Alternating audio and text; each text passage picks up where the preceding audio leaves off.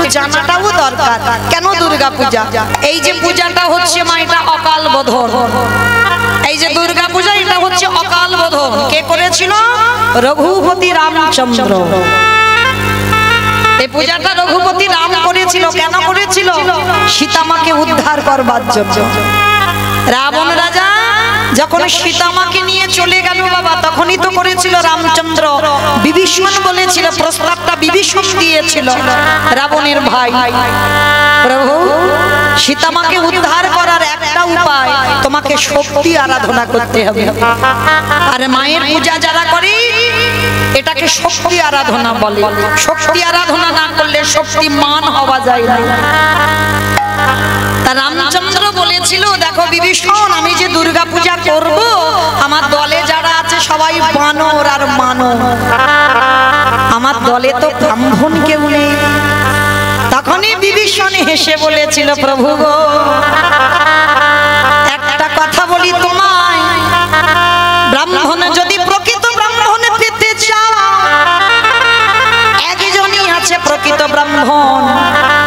কে সে? বিভীষণ। বলে আমার জ্যেষ্ঠ দাদা রাবণ। যেই না রাবণ বলেছে, রামচন্দ্র চমকে উঠেছে।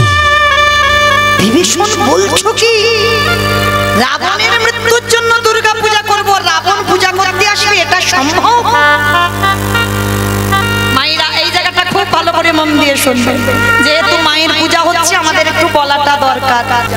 তা বলছে রাবণের মৃত্যুর জন্য পূজা, আর রাবণ আসবে পূজা করতে, এটা সম্ভব? এটা কোনোদিন হয়? বিভীষণ বলল, প্রভু গো, পুরোহিত কাকে বলে জানো? পুর মানে নগর, হিত মানে মঙ্গল। যিনি গোটা নগরের মঙ্গল কামনা করে সেই তো হয় পুরোহিত। তাহলে গোটা গ্রামের মঙ্গল যিনি করবে, যেটা যে ব্যক্তি গোটা গ্রামের মঙ্গল চাইবে, তাকেই তো পুরোহিত বলে। বলে প্রভু, একবার তুমি আমার দাদাকে খবর পাঠাও, দেখবে আমি কথা দিলাম আমার দাদা রাবণ দুর্গা পূজা করে যাবে। তাহলে নিমন্ত্রণে যাবে কে? রামচন্দ্র বলছে, লক্ষণ যাও, তুমি গিয়ে রাবণকে নিমন্ত্রণ করে এসো, যেন আমার দুর্গা পূজাটা করে দিয়ে যায়। আর তখন রাবণ আর মন্দোদরী, তাদের দশাটা কেমন জানো? মন্দোদরী রাবণ রাজার বড় স্ত্রী, পাট রানী। রাবণের তো অনেক স্ত্রী, 10,000। 10,000 স্ত্রী ছিল, তার মধ্যে প্রথমা আমার মন্দোদরী মা, পঞ্চসতীর মধ্যে একটা সতী। সেই মন্দোদরী মা 1 লক্ষ ছেলে আর 1.25 লক্ষ নাতি হারিয়ে কাঁদছে। কি গো মায়েরা, একটা ছেলে হারালে বলি আর ভগবানের ডাকবো না? আর রাবণের 1 লক্ষ ছেলে আর 1.25 লক্ষ নাতি, বংশী আর কেউ নেই বাতি দেওয়ার মতো। মন্দোদরী কাঁদছে। আর ঠিক সেই সময় লক্ষণ আসছে, কিন্তু মনে মনে লক্ষণের ভয় একটা আছে। কি ভয় জানো? রাবণকে নিমন্ত্রণ করতে গিয়ে আর আমাকে একা পেয়ে যদি মারামারি শুরু করে দেয়। ওই জন্য কি করেছে বাবা, চুরি করে একটা কোমরে লুকিয়ে, মানে তীর ধনুক নিয়ে যায়নি তো, নিমন্ত্রণ করতে কেউ তীর ধনুক নিয়ে যায়? যায়নি তো, কোমরের ভিতরে করে চুরি করে একটা ছুরি নিয়ে গেছে, মানে যদি লড়াই করে ওই ছুরিটা নিয়ে একটু লড়তে পারবে। তা রামচন্দ্র তো অন্তর্যামী ভগবান, বুঝতে পেরে গেছে। পুরোহিত নিমন্ত্রণ করতে যাচ্ছ, তুমি আমার কোমরের মধ্যে ছুরি নিয়ে যাচ্ছ, ফেলে দাও, নিয়ে যেও না। আমি বলছি তুমি নিমন্ত্রণ করে এসো, তোমার সঙ্গে যুদ্ধ দ্বন্দ্ব কিছু হবে না। কিন্তু তথাপিও লক্ষণ মনে মনে ভয়, দাদার কথা শুনলো না, চুরি করে নিয়ে গিয়েছিল ছুরিটা, কেউ জানে না, লুকানো ছিল। এইবার দরজায় গিয়ে লক্ষণ ডাকছে, মা মা। যেই না মা মা আওয়াজ শুনতে পেয়েছে, মন্দোদরী পাগলিনী এলো থেলু বেশে ওই দরজার ধারে দাঁড়িয়ে দেখে না লক্ষণ দাঁড়ায় আছে। কিরে, দেখতে এলি বুঝি? এক লক্ষ ছেলে আর ১.৫ লক্ষ নাতি হারিয়ে কেমন আনন্দে বসে আছে। এলি যখন আয় আমার ঘরে, সিংহাসনে ডেকে লক্ষণকে বসিয়েছে। সব থেকে বড় শত্রু ঘরে এসে বসলো, দেওয়ালেরও কান আছে বাবা।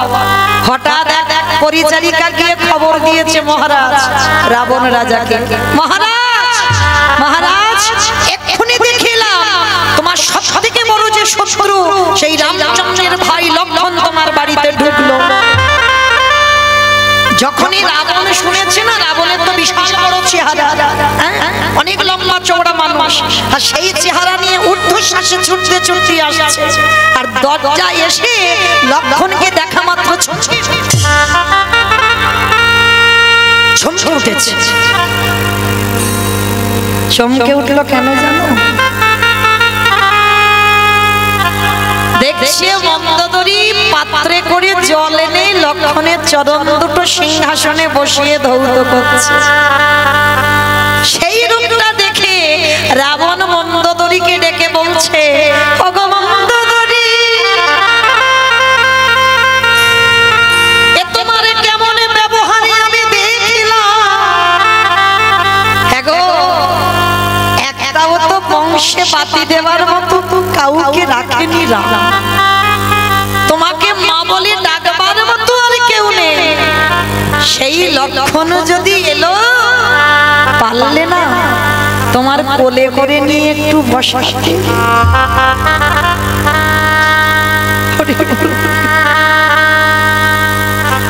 পারলে না তোমার কোলে করে বসাতে, সিংহাসনে বসাতে হলো। আর হ্যাঁ গো, তোমার চোখের জলের এত অভাব পড়ে গেল, লক্ষণকে সিংহাসনে বসে ঘটিতে করে জল দিয়ে ধোয়াচ্ছ কেন গো? পারলে না লক্ষণের দুটো চরণ বুকে ধরে তোমার চোখের জল দিয়ে তার দুটো চরণ ধৌত করে। মন্দাদরী গো,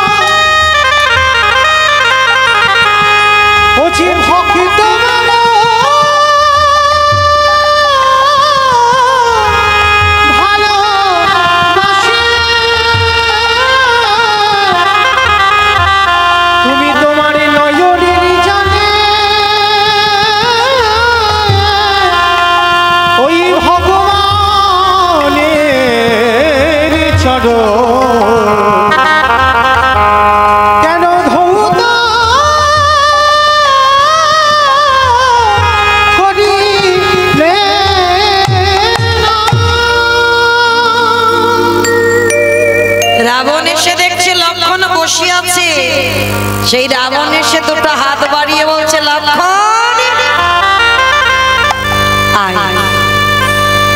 একটু আমার বুকে আয় তো দেখি। লক্ষণকে ডাকছে রাবণ, একটু আমার বুকে আয় তো দেখি। জানিস তোর দাদা আমার সব ছেলে নাতি পুতিকে ধ্বংস করে দিয়েছে, কেউ নেই। আমার এই বুকের ভেতরে না একটা আগুন জ্বলছে, আই তো দেখি। তোকে একটু বুকে জড়িয়ে ধরলে আমার আগুনটা নেভে কিনা, আই একটু বুকে। রাবণ হাত বাড়িয়ে আছে লক্ষণকে বুকে নেবে, কিন্তু লক্ষণ যেতে পারছে না। ভগবানের ভাই হয়েও এত ভয়, যখন যেতে পারছে না রাবণ বলছে, কি রে আসতে পারছিস না মানে? পুরোহিত নিমন্ত্রণ করতে এলি, আবার কোমরে লুকিয়ে ছুরি নিয়ে এসেছি। কি গো মায়েরা, যারা যারা শুনছো ভেবে দেখেছো রাবণের ভজনটা কেমন? ছুরিটা লুকানো আছে সেটাও রাবণ বুঝতে পেরে গেছে, ফেলে দে। আমার কাছে এলি আবার কোমরে ছুরি এনেছিস কেন? ফেলে দে। আস্তে আস্তে হাত থেকে পড়ে গেছে। রাবণ প্রশ্ন করলো, বল কেন এসেছিস? লক্ষণ মাথা নিচু করে বলছে, আমার দাদা দুর্গা পূজা করবে, ওই জন্য পুরোহিত পাচ্ছি না, তোমাকে পুরোহিত হিসাবে নিমন্ত্রণ করতে এলাম, আমার দাদা দুর্গা পূজাটা করে দিয়ে আসো। যেই না কথাটা বলা, রাবণ হেসে বলছে, দাঁড়া আমি একটু ভালো করে ভিতর থেকে গুছিয়ে আসি। লক্ষণ কথাটা শুনে মনে মনে ভাবছি, এবারটা বুঝি আমার কথাটা বুঝতে পারি। কি মনে মনে বলছিস? আচ্ছা আগে বলতো দেখি, তোর দাদা দুর্গা পূজাটা করছে কেন? রাবণ জিজ্ঞেস করছে লক্ষণকে, তোর দাদা দুর্গা পূজাটা করছে কেন? বলে, আমার দাদা দুর্গা পূজা করছে রাবণের মৃত্যুর জন্য। মানে তার সামনে দাঁড়িয়ে তার কাছে বলছে রাবণের মৃত্যুর জন্য দুর্গা পূজা। তা রাবণ বলছে, দাঁড়া আমি তাহলে ভালো করে একটু সেজে গুজে আসি। লক্ষণ ভাবছি, এবারটা কি পাগল, ওর মৃত্যুর জন্য দুর্গা পূজা, আমার কথাটা শুনে বলছে আমি গুছিয়ে আসি, তার মানে বুঝি বুঝতে পারিনি আমার কথা, একটু ভালো করে বলবো। শোনো রাবণ, আমার দাদা, আমার জ্যেষ্ঠ দাদা দুর্গা পূজা করছে রাবণের মৃত্যুর জন্য। যেই না কথাটা দ্বিতীয়বারে আবার লক্ষণ বলল, সঙ্গে সঙ্গে রাবণ বলে বলেন,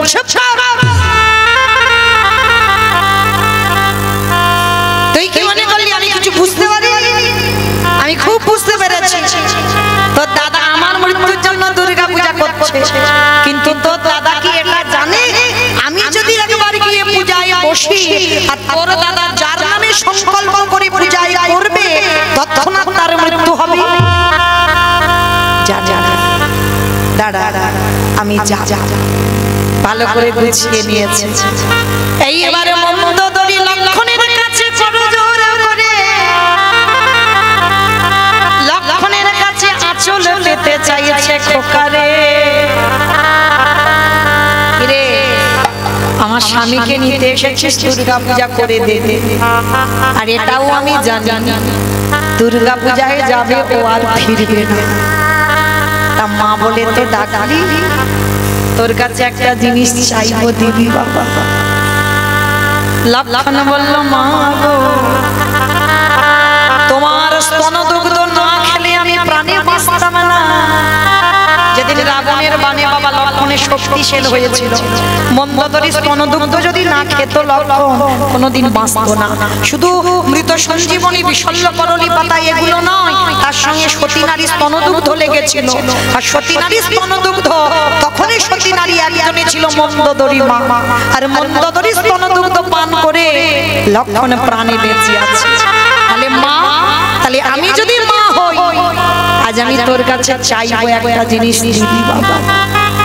লক্ষণ বলল, বলো বলো মা, তুমি আমার কাছে কি চাও? ওরকম করে নয়, আগে আমার কে স্পর্শ করে ত্রিসত্য অঙ্গীকারে আবদ্ধ হও, আমি তোর কাছে যা চাইবো তুই আমায় তাহাই দিবি। লক্ষণকে স্পর্শ করে বলল, মা গো তুমি বলো আমার কাছে কি চাও? মন্দোদরী বলল, খোকারে একেবারে দিতে যদি হয় তুই আমায় এই আশীর্বাদ দে, আমার স্বামীকে নিয়ে যাচ্ছিস যা, কিন্তু কথা দিয়ে যা সতী নারীর হাতের শাখা জানো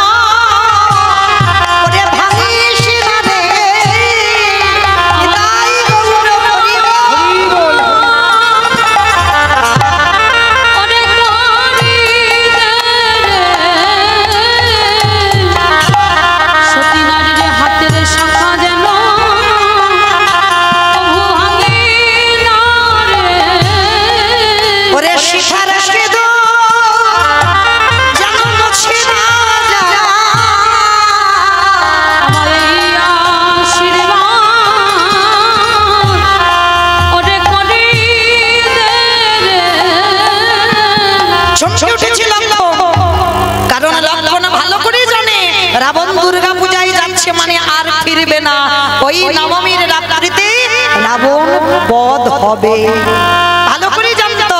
আর এদিকে মা চেয়ে নিয়েছে, কিন্তু উপায় নেই বাবা।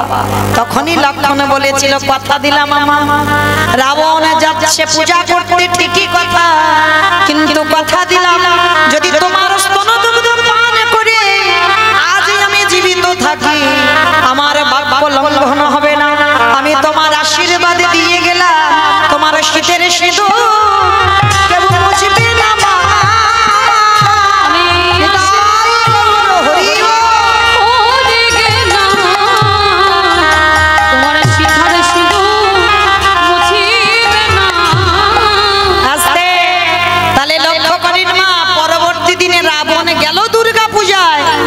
ফিরে আসে, কিন্তু পরবর্তী দিনে মন্দোদরী শীতের সিঁদুর হাতের শাখা ভাঙলো না। পরবর্তী দিনে এই মন্দোদরীর এমন চরিত্র ছিল, লঙ্কার মাটিতে রানীমা বলতে একজনকে মানত, সেটা মন্দোদরী মা। পরবর্তীতে বিভীষণের সঙ্গে বিবাহ হলো, কিন্তু বিভীষণের সঙ্গে বিবাহ হলে কি হবে? শুধু সমাজের মঙ্গলের জন্য। শীতের সিঁদুর হাতের শাখা পড়েছিল, কিন্তু বিভীষণের সঙ্গে আর কোনো সম্পর্ক ছিল না, শুধু সমাজের মঙ্গলের জন্য মন্দোদরী মা বাধ্য হয়েছিল, জগতের মঙ্গলের জন্য। কিন্তু সতী নারী যারা হবে, স্বামী ছাড়া, সে যত অসৎ হোক, স্বামী ছাড়া কাউকে আর মন দিতে পারবে না। কিন্তু বিভীষণের সঙ্গে বিবাহ শুধুমাত্র একটাই কারণে হলো, প্রজাদের মঙ্গলের জন্য, প্রজাদের ইচ্ছা পূরণের জন্য। তাহলে লক্ষ্য করে দেখেন বাবা, সেই রাবণকে মেরে রামচন্দ্রের মাথা থেকে পায়ের নখ পর্যন্ত পাপী হয়ে গেল। তাই সবার চরণ ধরে আমার বিনীত নিবেদন, মা পৃথিবীতে সবাইকে ভুলে যাও, তাতে অসুবিধা নয়। জীবনে যেন কোনোদিন ভুল করি আমার গৌর গোবিন্দ চরণ ভুলে যাব না। বলে এসেছিলাম দয়া, যেদিন মাতৃ জঠরে ছিলাম, বড় কষ্ট, বড় জ্বালা, বড় যন্ত্রণা। বলেছিলাম দয়াময়, পৃথিবীতে গিয়ে আমরা কৃষ্ণ দাস হব। সবাই বলেছে, সবাই। এখানে কেউ যদি নাস্তিকও থাকে, ভগবান বিশ্বাস করে না, তিনিও কিন্তু বলেছেন যে পৃথিবীতে নিয়ে চলো, এই কষ্ট আমরা সহ্য করতে পারি না। ভগবান কৃপা করে পাঠালো মা, আর পাঠাবার পরে হয়ে গেলাম আমরা মায়ার দাস। আমার করে মেতে রইলাম, কিন্তু আমার ভগবান তো ভক্তের কাছে কিছু চাই না গো, কিছু চাই না। আমার ভগবানের একটাই ইচ্ছা, ওরে কলিরে জ্ঞানম ধজি, সারাদিনে সংসারের মায়ায় তোরা কাটায় দে, সারাদিনের মধ্যে একবার আমার চরণে বসি, যদি একজন ভক্ত নয়ন জলে বক্ষ যুগল ভাষায় কৃষ্ণ তোমারে হলাম বলে, যদি কোনো ভক্ত ডাকারে মতো ডাকতে পারে আমারে ভগবান,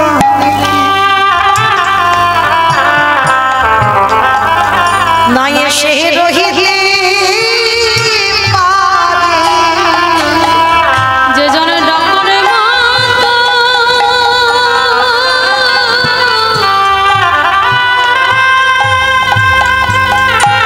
যে জন ডাকার মতো ডাকতে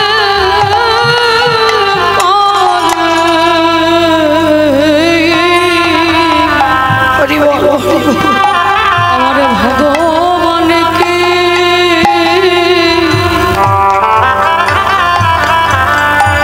না এসে থাকিতে আমাইরা ভজন যদি করতে হয় একটু সকাল সকাল ভজন করবে, ভজন বিকাল গড়িয়ে গেলে কিন্তু ভজন হবে না। ভালো করে বুঝবেন বাবা তথ্যগুলো। এই কীর্তন বিষয়টা বাবা একটু ভিতরে গিয়ে শুনতে হবে, উপর থেকে শুনলে হবে না। এই কীর্তন বিষয়টা কেমন জানো, ঠিক নারকেলের মতো। বাবা নারকেল দেখেছো তো? নারকেলের বাইরে একটা খোসা আছে, খোসাটাকে ছাড়ালে কি নারকেলের স্বাদ মিলবে? নারকেলের স্বাদ পাবে না। খোসা ছাড়ালে দেখবে ভিতরে বাবা আরো বেশি শক্ত। সেই শক্তটাকে ভাঙতে হবে, তারপরে যদি সাদা মতো শ্বাসটাকে টেনে ছাড়াতে পারো, তারপরে যদি আস্বাদন করতে পারো, তাহলে বুঝবে নারকেলের স্বাদ কেমন। এই কীর্তন বিষয়টা ঠিক ওই রকম, উপর থেকে শুনলে হবে না বাবা, ভিতরে একটু গিয়ে দেখেন। এই যে বলছে সকাল সকাল ভজন করতে হবে, বিকাল গড়িয়ে গেলে ভজন হবে না। কি গো মায়েরা, কুড়ি ফুলে গোবিন্দ সেবা হয়? ভালো করে বুঝবে, কুড়ি ফুলে সেবা হয়। যদি গাছে থেকে কুড়ি ফুল তুলে গোবিন্দ চরণে দাও, সে ছোটবেলা থেকে আমরা শুনে আসছি কুড়ি ফুল গোবিন্দ চরণে দেওয়া যায় না। আর কুড়ি ফুল সম বাল্যকাল, শিশুকাল। এই যে দেখো ছোট ছোট ছেলেরা, এরা বসেছে ঠিক কথা, কীর্তন শুনতে হয়, কীর্তনিয়া এসেছে, দেখতে হবে। সবসময় মোবাইলে দেখি, একটু সামনে সামনে দেখি, বসেছে ঠিক কথা, কিন্তু বাবা কীর্তন যে শুনবো, কীর্তন বিষয়টা কি, সেই অভিজ্ঞতা কি আছে? তাহলে ওটা কুড়ি ফুল গোবিন্দ সেবায় লাগছে না। সে তো আমরা ধ্রুবের মা হতে পারছি না, প্রহ্লাদের মা হতে পারছি না, যে আমাদের কুড়ি ফুল গোবিন্দ সেবায় লাগবে। আর বাসি ফুল তো লাগবেই না বাবা, ওটা আমরা সবাই জানি। যে ফুলটা গাছে ফুটে ঝরে পড়ে গেছে মাটিতে, বাসি ফুল সম। দেহের দিকে তাকিয়ে দেখে, বার্ধক্য দশা, দন্ত পড়ে যাবে, কেশ পেকে যাবে, চামড়াগুলো আলগা হয়ে যাবে। এই বয়সে গোবিন্দ সেবা হবে। কি গো, সময় যখন গড়িয়ে যায়, বিকাল গড়িয়ে যায়, দেখবেন বয়স যখন হয়ে যায়, বেশিক্ষণ হরিবাসরে বসতে পারবে না বাবা। আর যদি বা বসতে পারো, নিচেতে বসতে পারবে না, একটু চেয়ারে বসতে হবে। আবার বেশিক্ষণ বসা যাবে না, শরীর অলস হয়ে যাবে, কোমরে ব্যথা। কি গো, স্নান করে ঠাকুর ঘরে গিয়ে আহ্নিক করতে বসবে, শরীর চলবে না। তাহলে ও ফুল গোবিন্দ সেবায় লাগে না। তাহলে সেবা দেবে কোন ফুল? আজকের যে ফুলটা গাছে ফুটেছে, আর আজকের ফোটা ফুল সম যৌবন।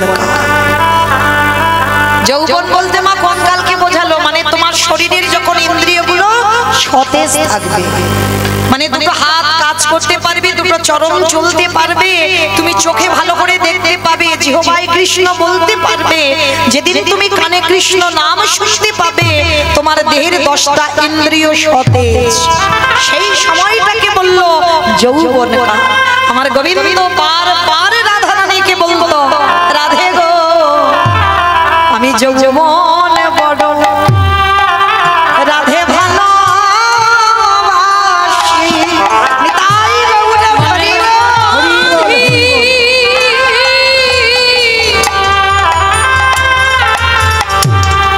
ওগো রাধে বিনোদিনী, আমি যৌবন বড় বড় ভালোবাসি। ভেবে দেখেছেন এই যৌবনে যদি চলে যায়, আর কি গোবিন্দ সেবা দিতে পারবে? কখনো পারবে না।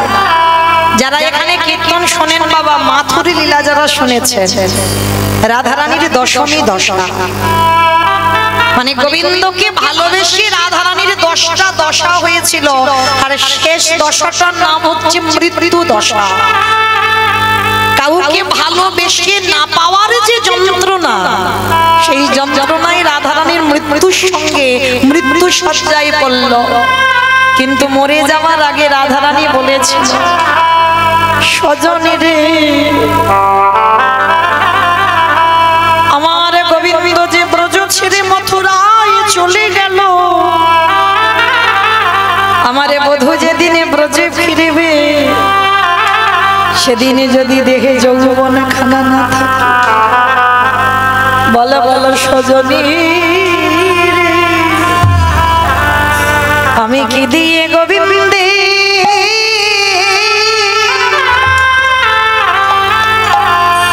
গোবিন্দে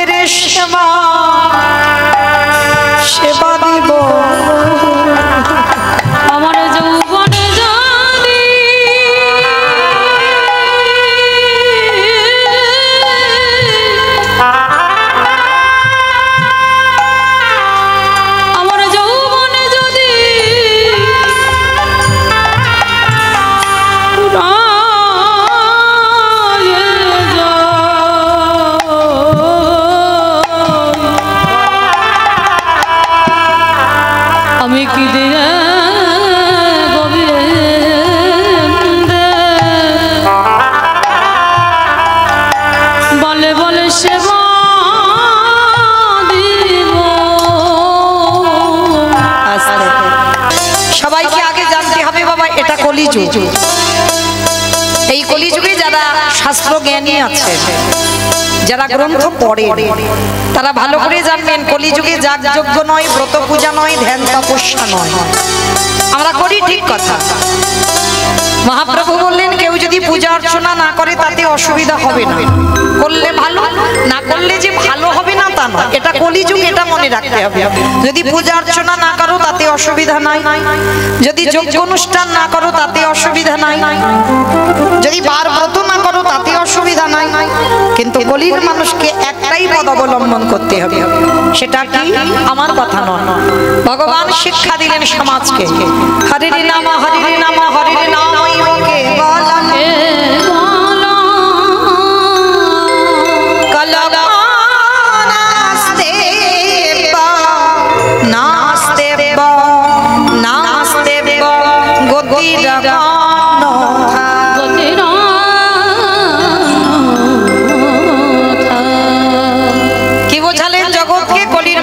হরিনাম ছাড়া কোনো গতি নাই, কোনো গতি নাই, কোনো গতি নাই। আপনারা প্রশ্ন করবেন মৌমিতা, ও তো সবাই বলে, যত যত কীর্তনিয়ার মুখে কীর্তন শুনেছি বা ভাগবত শুনেছি, সবাই একটা কথা বলে, হরিনাম শোনো, হরিনাম গাও, একাদশী করো, ভগবানের চরণে তুলসী দাও, তুলসী গাছে জল দাও। কি মাইরা সব কীর্তনিয়ারা বলে না? কিন্তু কীর্তনিয়ারা বলবি আর আপনারা শুনে বাড়িতে চলে যাবেন, হবে না। একটু হৃদয়ঙ্গ করবেন, অনুভব চাই। যে জায়গাটা বসেছেন বাবা, ধন্যতি ধন্য জায়গা। আপনারা যেন মনে করবেন না আপনাদের গ্রামে এটা একটা সাধারণ জায়গা, না, কখনো না। এটা কোনো সাধারণ জায়গা আজকে দিনের জন্য নয়। কেন? এখানে খোল করতালের ধ্বনি, এখানে বৃন্দা দেবী, তুলসী দেবী বর্তমান। তাহলে এটা সাধারণ কোনো জায়গা নয়। যে জায়গাটা বসেছেন পরীক্ষিত মহারাজের জায়গা। ও জায়গাতে বসে বাবা যদি ঠিক ঠিক কীর্তন শোনার মতো শোনা যায়, ওখানে কৃপা হয়। আর এখানে দাঁড়িয়ে যদি গাওয়ার মতো গাওয়া যায়, এখানেও কৃপা হয়। তাহলে হচ্ছে না কেন? গাওয়া ঠিক হয় না, শোনা ঠিক হয় না, তাই তো কৃপা হয় না। কিন্তু মনে রাখতে হবে মা, ওই জায়গাটা কোনো সাধারণ গ্রামের জায়গা এখন নয়। যতটুকু সময় হরি মঞ্চে বসবেন, আন কথা ভাব, আন কথা চিন্তা, আন কথা ভাবনা, সংসারের চিন্তা সবকিছু বন্ধ করে কিছুক্ষণের জন্য মনে করবেন আমাদের একটাই পরিচয়। এখানে কে নারী, কে পুরুষ, কে নিচু জাত, কে উঁচু জাত, এগুলো কেউ দেখবেন না। এখানে আমাদের একটাই দেখা, আমরা সবাই হলাম গৌর গোবিন্দ চরণের দাস। কৃষ্ণ দাস হয়ে আমরা হরিকথা শ্রবণ করব, হরিকথা বর্ণনা করব, আর অন্য কোনো পরিচয় আমাদের হবে না। এই যে কীর্তনিয়ারা আমরা বলছি বাবা হরিনাম ছাড়া গতি নাই, ভালো করে বিচার করে দেখেন মা, গতি আছে? আমার কথা নয়, আপনারা বলবেন গতি আছে কি?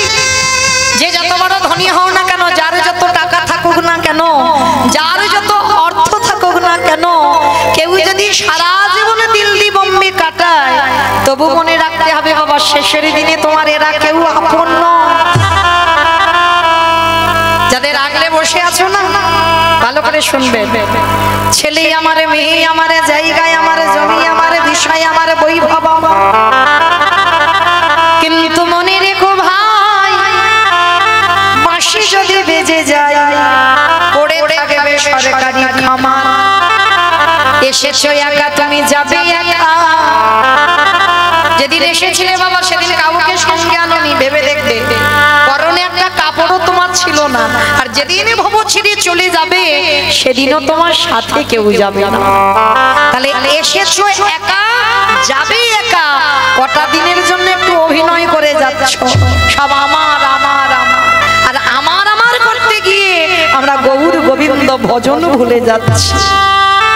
কিন্তু মনে রেখো মা, শেষের দিনে তোমার যাদের আগলে তুমি কৃষ্ণ ভজন করতে পারছো না, কেউ তোমার সঙ্গী হবে না। শেষের কালের সঙ্গী হবে তোমার কর্মফল। কতদিন তুমি সৎসঙ্গ করেছো, কতদিন তুমি ধর্মকে আঁকড়ে ধরেছো, কতদিন সাধু সঙ্গ করেছো, কতদিন তুমি ভগবানের জন্য ভেবেছো, এই ভালো ভালো কর্মগুলো তোমার সাথে যাবে। তবে আমি মৌমিতা একটা গ্যারান্টি দেবো বাবা, আর একজন আমাদের সঙ্গী হবে। সে কে জানো? জানি না আপনাদের হাওড়া জেলাতে নিয়ম আছে কিনা, তবে আমার ডায়মন্ড হারবারে নিয়ম আছে। মানুষ মৃত্যুর পর কিছু দাও বা না দাও, দুটো জিনিস তাকে ভাড়া করতে হয়। কি জানো? এক হলো খোল আর এক হলো করতাল। কি মা তোমাদের এই হাওড়া জেলাতে হয়তো মানুষ যখন দেহটাকে বের করে নিয়ে যায় ওই পিছনে বাজায় না বলো হরি বলো হরি। এইবার ভালো করে লক্ষ্য করবে, আমাদের দেহ যখন বিসর্জন হয় তখন খোল করতাল বাজিয়ে কত কান্নাকাটি করতে করতে যায়। তাহলে এই যে মায়ের পূজা হচ্ছে এইগুলো বাবা জ্ঞান চেতনা। এই যে মায়ের পূজা হচ্ছে, পূজা কটা দিন ভালো কাটবে? যেদিন বিসর্জন হবে।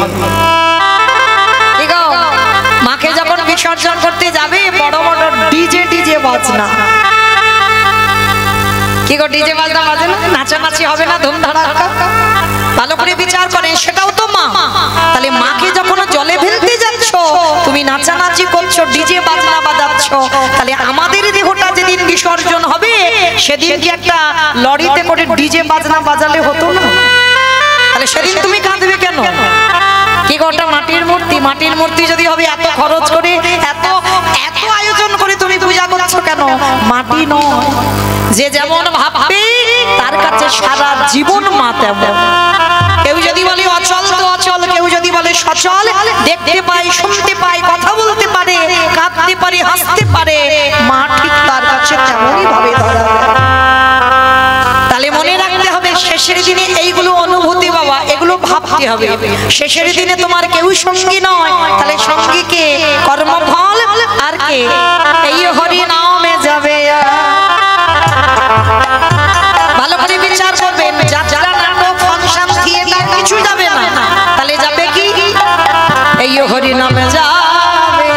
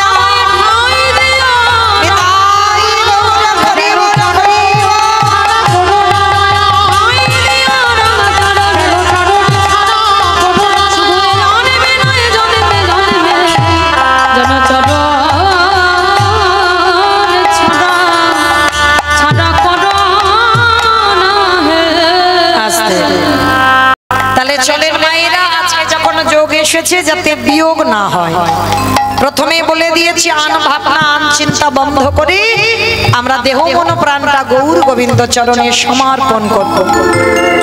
তো চলেন আজকে আমরা যাব শ্রীধাম নদিয়া নবদ্বীপ ধাম। কি মায়েরা সবাই একটু নদিয়ায় যাবে? তো সবাই যাবে? তা সবাই যদি যায় তাহলে আমাদের কীর্তনটা হবে কাকে নিয়ে? কেউ যাব না, কারণ এখানে যদি যেতে হয় সবার মনগুলো যাবে, দেহগুলো নয়। কারণ দেহ গেলে বাবা ঝামেলা আছে। হ্যাঁ, এই ষষ্ঠী, কালকে আমাদের সপ্তমী, আর এই পূজার সময় যদি আমরা সবাই নবদ্বীপে চলে যাই তাহলে বাড়ির আত্মীয় পরিজন যারা এসেছে তাদের খাওয়া দাওয়া কি করবে? তাহলে চলো দেহগুলো সব ছেলেপুলে মানুষ করুক, আত্মীয় পরিজন দেখুক, আর মনগুলো নিয়ে যাব সুরধনী গঙ্গার তীরে। কারণ মন হচ্ছে বাবা সমস্ত কিছু যানবাহনের থেকে দ্রুত, এই মনের থেকে দ্রুত কেউ হবে না। হবে কি? যত তুমি বাবা ফ্লাইটে দ্রুত যাও না কেন, মনের থেকে দ্রুত হবে না। এক্ষুনি বসে বসে মনে করো আমি সুরধনী গঙ্গার তীরে যাবো, একটু মায়াপুর যাবো, নবদ্বীপ যাবো, দেখবে মন সেখানে চলে গেছে। হ্যাঁ, তাহলে মনের থেকে দ্রুত কেউ হবে না। তাহলে চলো আজকে দেহগুলো থাক, মনগুলো নিয়ে যাব সুরধনী গঙ্গার তীরে। আর সেখানে গিয়ে দেখবো সত্যতে নারায়ণ, ত্রেতাতে রাম, তারপরে কৃষ্ণ, কলিতে গৌরাঙ্গ। চার যুগে ভগবান চার ভাবে অবতীর্ণ হয়েছেন। আর প্রভু আমার যেদিন এসেছিল নদিয়ার অবস্থাটা কেমন ছিল? মহাজনেরা পদ লিখছেন, আজ নদীগা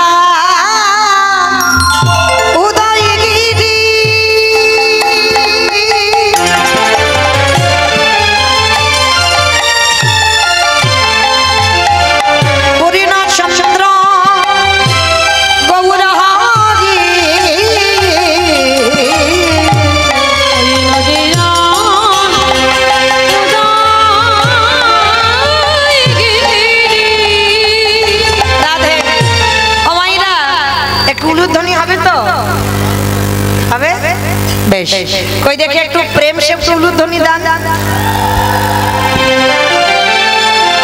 আজ নদী গা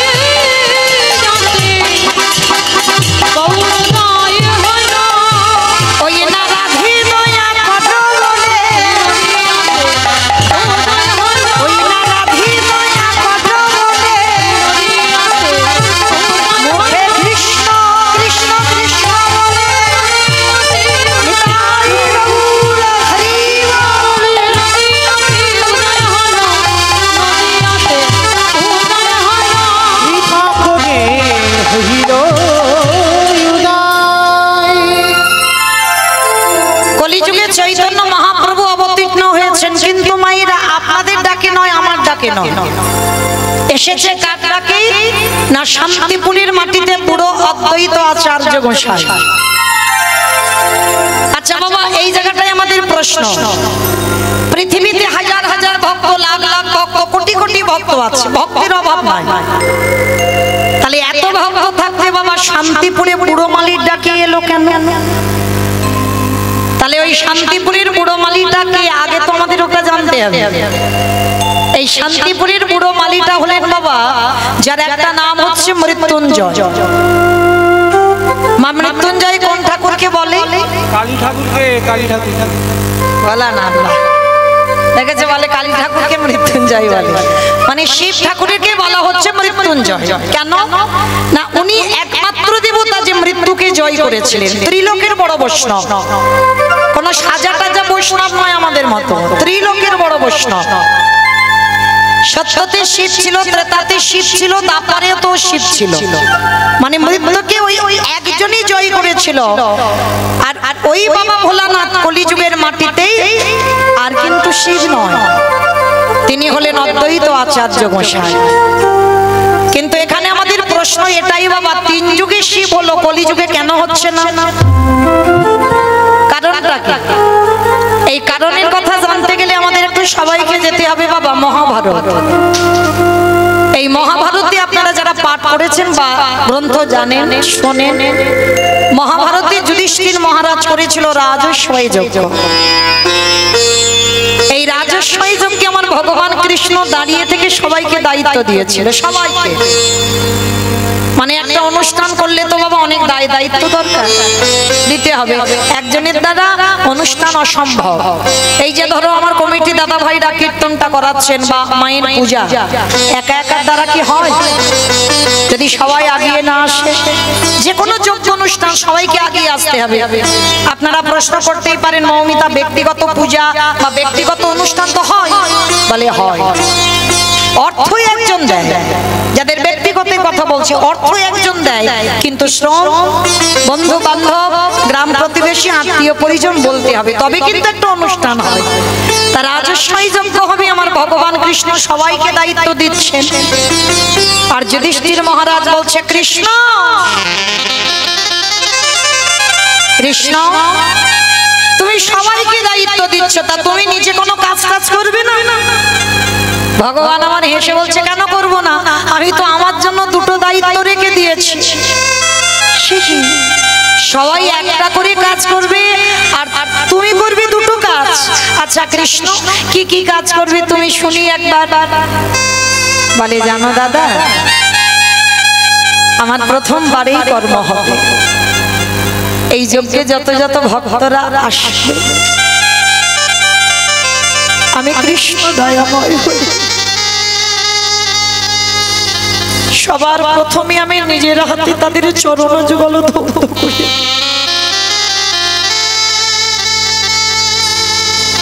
ভালো করে অনুভব করে দেখেন বাবা, যিনি বিশ্বের স্রষ্টা মালিক ভগবান, যার কোনো কিছু অভাব নাই, সেই ভগবান বলছে যত যত ভক্তরা যজ্ঞে আসবে আমি নিজের হাতে সবার চরণ যুগল ধোবাবো। শুধু এ কাজ নয়, আরো একটা কাজ করব। এই যজ্ঞে যত যত ভক্তরা এসে প্রসাদ পাবে আমি কৃষ্ণ দয়াময় ওই প্রসাদের পাতাগুলো নিজের হাতে তুলে নর্দমায় ফেলব। অনেকে আছে না বাবা, একটু এঁঠো পরিষ্কার করতে ঘৃণা বোধ হয় মনের ভিতরে, কিন্তু না, ভগবান কি সমাজকে শিক্ষা দিচ্ছে দেখো, দুটো কাজ, প্রথমে পা ধোয়া আর দ্বিতীয় কর্ম হচ্ছে ভক্তরা প্রসাদ পেলে এঁঠো পাতা পরিষ্কার। এটা আমার কোনো বানানো কথা নয়, এটা গ্রন্থ প্রমাণ। তাহলে ভালো করে বিচার করে দেখেন, ভগবান হয়ে যার ইচ্ছাতে জগতে চলে, যে মনে করলে একটা সেকেন্ডে পৃথিবীটাকে ধ্বংস করে দিতে পারে, সেই ভগবান আজকের পা ধোয়ার দায়িত্বটা নিয়েছে কেন? এমনি এমনি নয় মা, নিজে আচরি ধর্ম জীবেরই শিখাই, নিজে না করলে ধর্ম জীবকে শেখানো না যায়। আগে আচরণ করতে হবে, আর তুমি যদি আচরণ না করো তুমি সমাজকে শেখাবে কি করে? তোমার আচরণ যদি ঠিক না হয় তাহলে তোমাকে দেখে শিখবে সমাজ কি করে?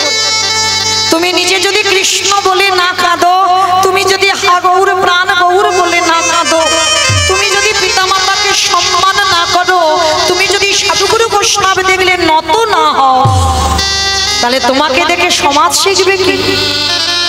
তাহলে যারা যারা শিক্ষার জায়গায় দাঁড়ায় বাবা, আগে তাদেরকে ঠিক হতে হবে, সমাজকে শিক্ষা দেবে।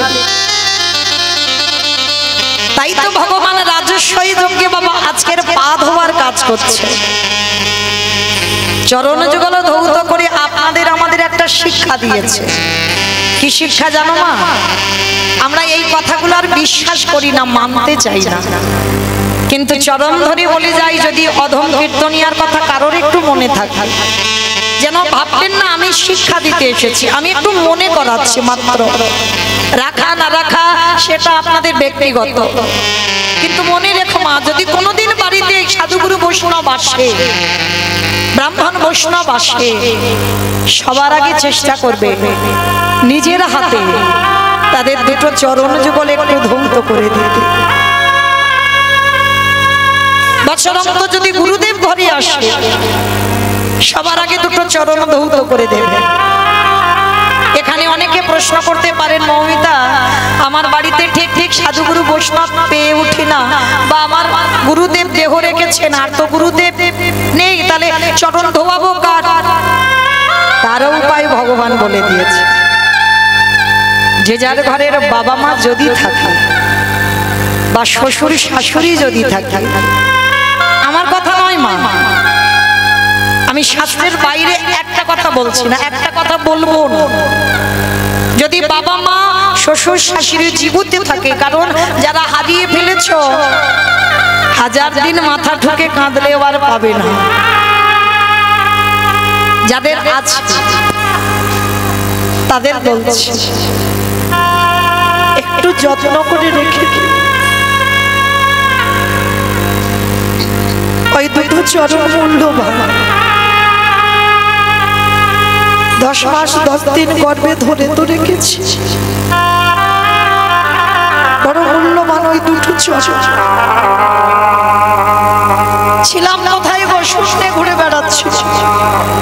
মা যদি গর্ভে ধারণটা না করতো 10টা মাস, আমরা যেতাম কোথায়? ভগবান সুদামাকে প্রথমেই বলেছিল পৃথিবীতে সব থেকে বড় গুরু যে যার ঘরের বাবা মা। ভাগবত বলছে ভগবান সুদামাকে বলেছে সবার আগে বড় গুরু বাবা মা, তারপরে গুরু হলো শিক্ষা গুরু, দীক্ষা গুরু, তারপরে গুরু হলাম আমি ভগবান। একবারও কৃষ্ণ নিজেকে বলেনি আমি সব থেকে বড় গুরু, আগে বাবা মার জায়গাটা দিয়েছে। যেতে হবে না নবদ্বীপ, বৃন্দাবন, হরিদ্বার, দক্ষিণ ভারত, পশ্চিম ভারত, কোথাও যেতে হবে না, হাজারবার কুম্ভ মেলায় স্নান করতে হবে না, যদি তুমি ঘরে জীবিত ভগবান পূজা করো। আর জীবিত ভগবান হলো যে যার ঘরের বাবা মা। যদি ওই দুটো চরণ ঠিক ঠিক ভজন করতে পারো, ভগবান বলছে ভক্তকে আমার কাছে আসতে লাগবে না, আমি ভগবান তীর্থ থেকে ছুটে যাব সেই ভক্তির গতি। ও যে ভক্তিতে পিতাই গৌর প্রেমানন্দ,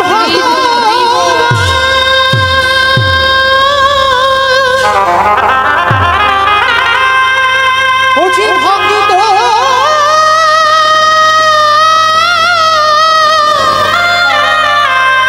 ভক্ত ছাড়া কিছু জানে না, তাই তো যুগে যুগে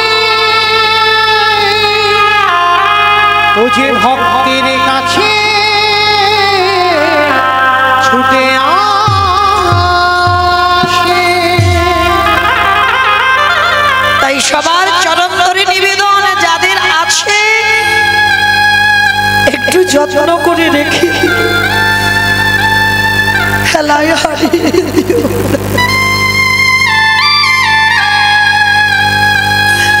একবার যদি হারিয়ে ফেল, হাজার দিন কাঁদলে আর ফিরে পাবো। ভগবান সমাজকে শিক্ষা দেবার জন্য আজকের পা ধোবার দায়িত্বটা নিয়েছে। শুধু পা ধোবাচ্ছে না, ভক্তদের এঁঠো পাতা পরিষ্কার করছে, আর তার ভিতরে ওই ভক্তদের থালা থেকে এঁঠো তুলে কৃষ্ণ আমার সারা গায়ে মারছে। যুধিষ্ঠির মহারাজ আড়াল থেকে দেখে কৃষ্ণকে ডেকেছিল, কৃষ্ণ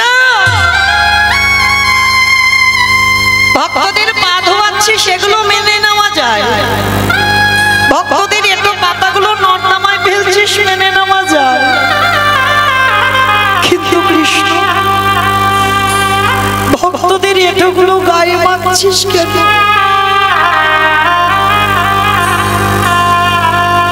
ভগবান হেসে বলল, দাদা গো,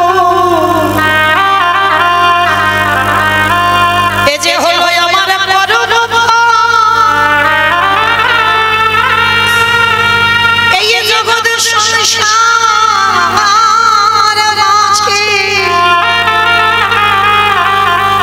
সমস্ত জীব পাপ করে, সবার পাপের বিচার আমি করি।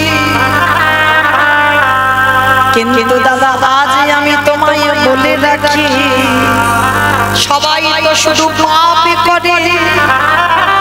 আমার কৃষ্ণ দয়াময় বলল, শোনো শোনো দাদা, দাদা গো আমি হলো না, আমি হলাম মহাপাপী। আমি সবারই বিচার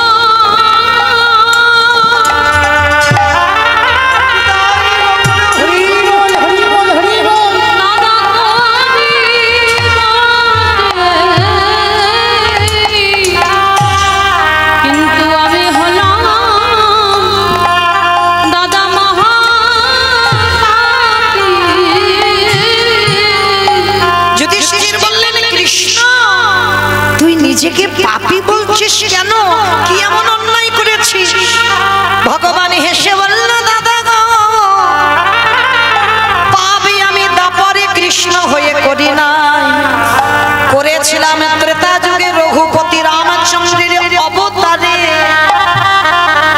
রাম অবতারে পাপ করেছিস। কি পাপ?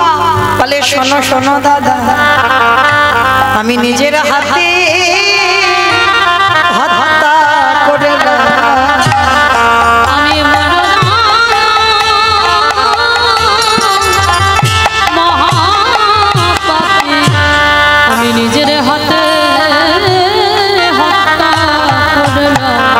যুধিষ্ঠির মহারাজ বলছে, কৃষ্ণ তুই কৃষ্ণ হয়ে অপরাধ করিসনি, তাহলে কোন অবতারে? বলে, দাদা রামচন্দ্রের অবতারে অপরাধ করেছিলাম।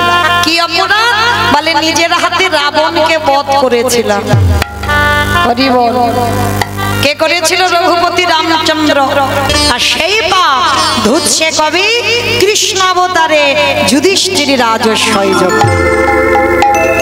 যারা যারা শুনছেন বুঝতে পেরেছেন না? যেখান থেকে গিয়েছিলাম আবার ঘুরে ফিরে সেখানে এলাম। তার যুধিষ্ঠির যজ্ঞে ভগবান কৃষ্ণ পা ধোয়ার কাজ করছে। অগ্নিদেব, পবনদেব, বরুণদেব, ইন্দ্র, ইন্দ্রাণী, ব্রহ্মা, সাবিত্রী, শিব, দুর্গা সব পরপর লাইন দিয়ে আছে। আর কৃষ্ণ একে একে ডাকে পা ধোয় আর যজ্ঞের ভিতরে ঢোকায়।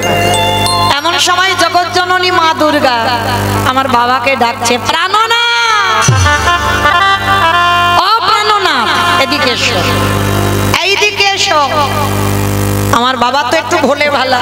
তা বাবা বলছে, পার্বতী কি ব্যাপার, আমায় ডাকলে যে বড়?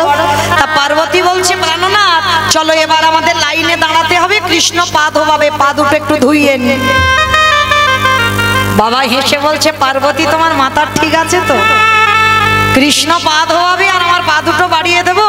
শোনো পার্বতী, তোমার যদি ইচ্ছে করে তো তুমি লাইনে দাঁড়াও, কিন্তু আমার ভগবান আমার পা ধোয়াতে পারবে না, এটা অসম্ভব। তুমি ধোবাও, আমার পা ধোবাবো না।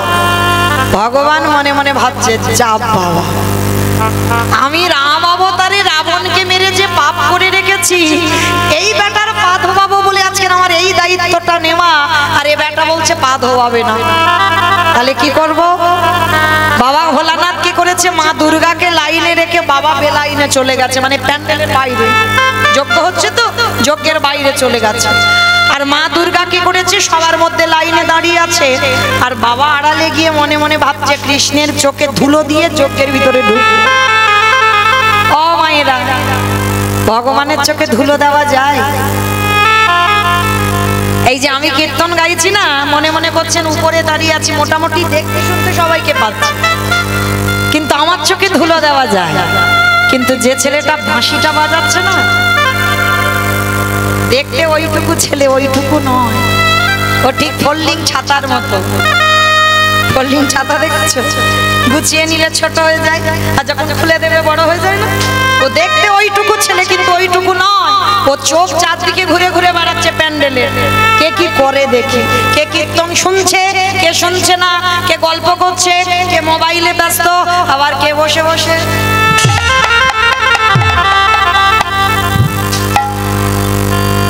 আমি নয়, ভগবান দেখছে, আর দেখে হিসাব করে খাতা কলমে বাড়িতে পৌঁছে দেবে।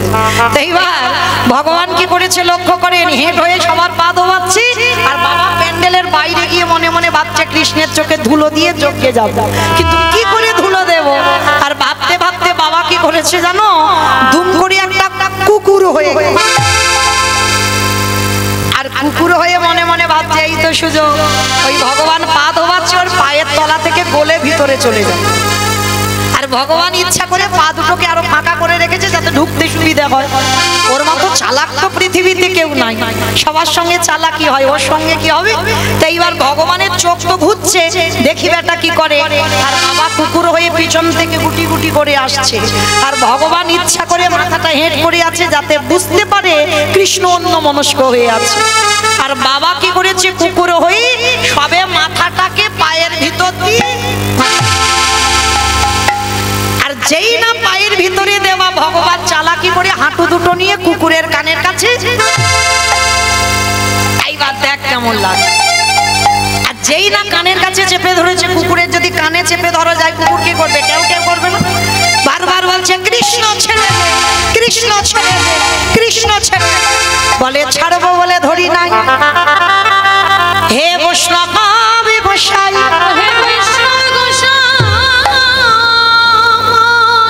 তোমার মতো বৈষ্ণবীর দুটো চরণ ধোয়ালে বোধ হয় কম হতো, তাই তো কৃপা করে করুণা করে তুমি আমার জন্য এক্সট্রা দুটো জুড়ে দিয়েছো। আমার বুঝেছো, শিব ঠাকুরের কটা পা, দুটো পা, আর কুকুরের কটা পা, কুকুরের 5টা পা। ও ডায়মন্ড হারবারে বুঝি হয় 4টে পা। তাহলে ভগবান বলছে শোনো, আমি ভেবেছিলাম দুটো পা ধোবালে বোধহয় ঠিক হবে, কিন্তু তুমি আমার কথা ভেবে আরো দুটো এক্সট্রা জুড়েছো। এবারে দাও দাও ছাড়ো, তুমি বাড়াইয়ে দাও। নিতাই গৌর হরি বল, হরি বল।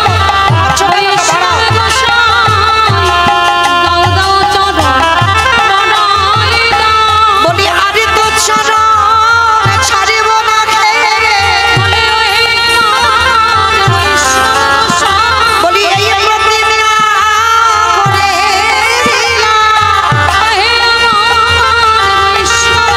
যেন ছাড়ো, ছাড়া করো না হে। নিতাই গৌর হরি বল, হরি বল।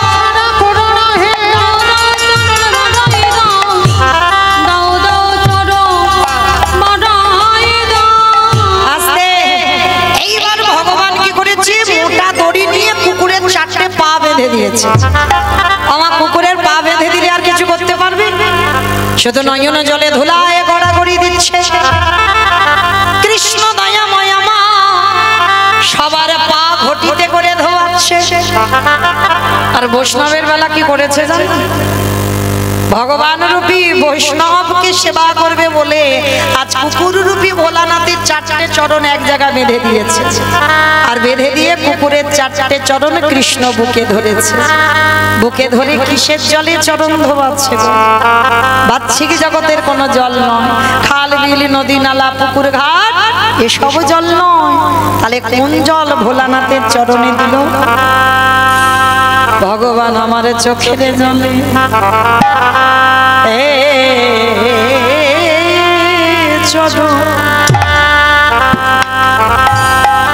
চরণ ধবা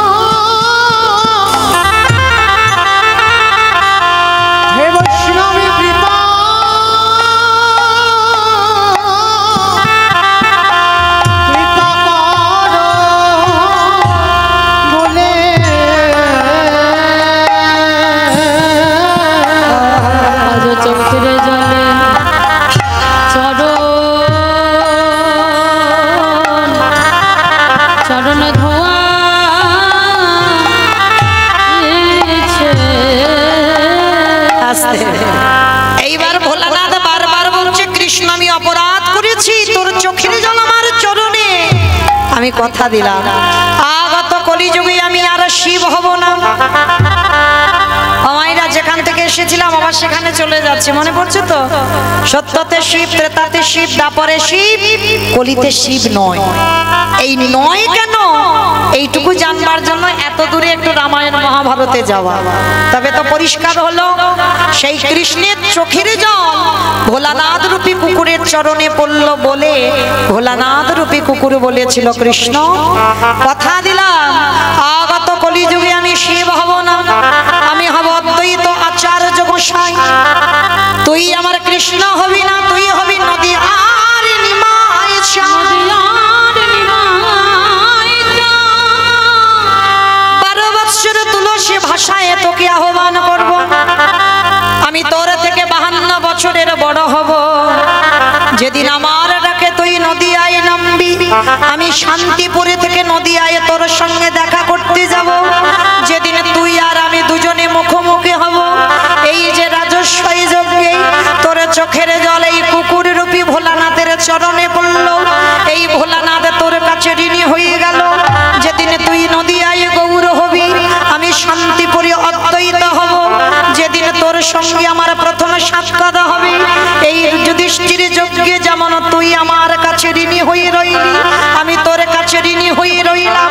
যেদিন নদিয়ায় যাব ওরে এমনি করে ছাড়ো আমি ধোবাইব, যেদিন নদিয়া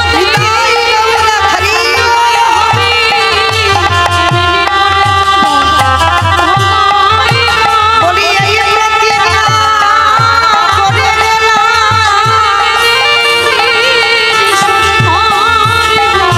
বলি বেদে জগৎ ভাষাইব,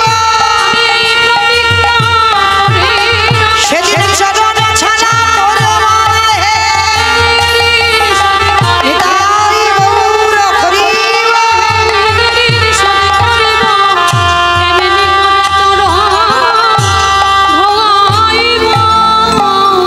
আমাইরা তাহলে পরিষ্কার বোঝা গেল সেই চৈতন্য মহাপ্রভু অদ্বৈত আচার্যের ডাকে এলেন। আর এসে কি করলো? কেহ বলে পুরবেদী রাবণ বধিলা, বলে আমার উলু কই, মাঠে মাঠে আমার মাঝে মাঝে কমে কমে যাচ্ছে কেন, একটু জোরে দাও একভাবে। কেহ বলে পুরবেদী রাবণ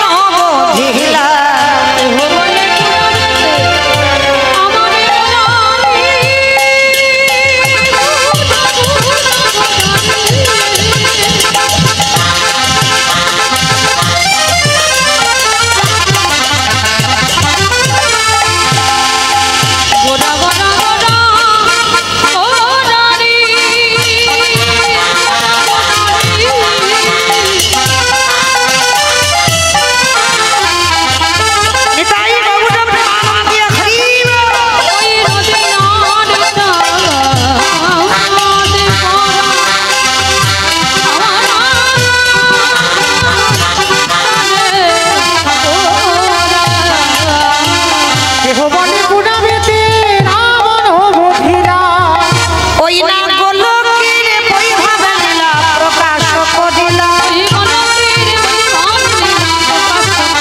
ওই না গোলকের বৈভব লীলা প্রকাশ করিলা। শ্রী রাধার ভাবে গোরায় অবতারা,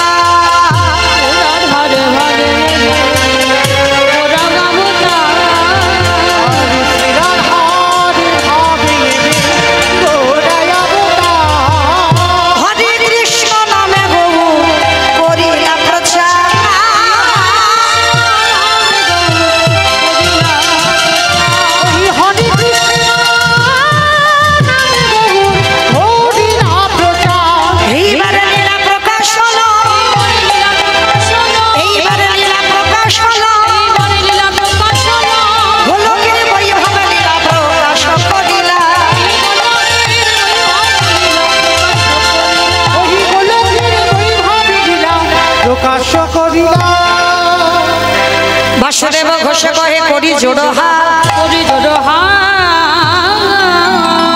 ওগো জেগে গো সেই কৃষ্ণ সেই তো জগন্নাথ সেই তো জগন্নাথ আহা বাসুদেব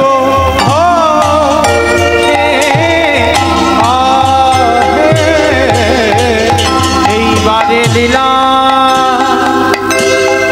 প্রকাশে হলো বাসুদেব বাসুদেব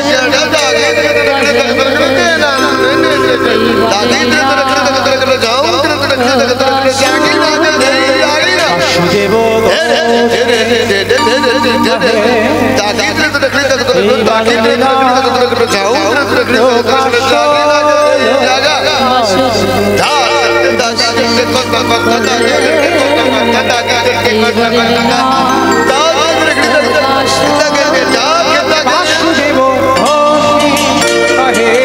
এইবার লীলা প্রকাশ হলো বাসুদেব ঘোষে কহে এবার লীলা প্রকাশ হলো বাসুদেব ঘোষে কহে এইবার লীলা প্রকাশ হলো বাসুদেব ঘোষে কহে এবার লীলা প্রকাশ হলো আরে বাসুদেব ঘোষে কহে এইবার লীলা প্রকাশ হলো বাসুদেব ঘোষে কহে এইবার লীলার প্রকাশ হলো রে ও গো বাসুদেব ঘোষে রাধে চলুন এবার আমরা যাবো মধুময় ধাম বৃন্দাবন ধাম এতক্ষণ যখন ছিলাম সবাই একবার দেখি প্রেম সে বলে তো গৌর সুন্দর কি নবদ্বীপ ধাম কি সচিন নন্দন কি ধ্বনিটা হলো কি এটাও জয় আমি বললাম ধ্বনিটা হলো কি এটাও জয় এটা জয় না একটু প্রেম সে দিতে হবে এত জোরে দাও কত দূর যাবে জানো রানীহাটি চলে যাবে রানিয়াটি যাবে যাবে বাবা যাই হোক মনে স্পিড আছে বিশ্বাস আছে চাপ আর পূজার সময় বলে আরো স্পিডে যাবে বেশ সবাই দেখে একবার হাত দুটো তোলো দেখে একবার প্রেম সে বলো জোরে গৌর সুন্দর কি নবদ্বীপ ধাম কি সচিন নন্দন কি বিষ্ণু প্রিয়া কি ভক্ত বৃন্দ কি হরিবাসর ধাম কি সাধু গুরু বৈষ্ণব কি আপন আপন গুরু চরণ কি ভক্ত বৃন্দ কি কমিটি ভাই সব কি দুর্গা মাতা কি নিতাই গৌর প্রেমানন্দে বেশ চলো এবার আমরা একটু বৃন্দাবন যাব আর যেতে গিয়ে একটা ভজন গাইতে গাইতে যাওয়া হোক আমি তো তবে আমি একা নয় সবাই যাব কিন্তু আমার একার উপরই আর আমার সম্প্রদায়ের উপর ভরসা করলে হবে না কেমন সবাই যাবো ওই একটু ধ্বনি দাও প্রেম